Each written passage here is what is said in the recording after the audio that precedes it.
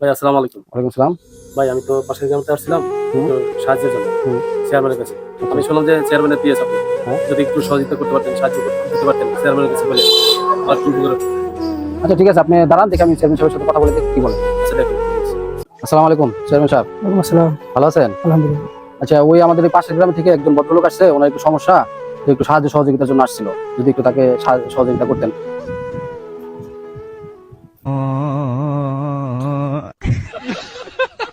সাহায্যের জন্য আসছে, তাহলে ওকে 500 টাকা দাও। আচ্ছা ঠিক আছে চেয়ারম্যান সাহেব, আসসালামু আলাইকুম। চেয়ারম্যান সাহেব 500 টাকা দিয়ে দিল, এত টাকা দিল? তো গরিব মানুষ, ও এত টাকা দিয়ে কি করবো?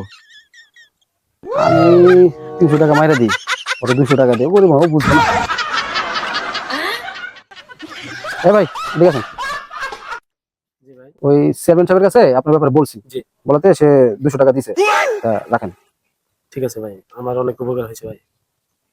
তো আসসালামু আলাইকুম, ভালো থাকবেন।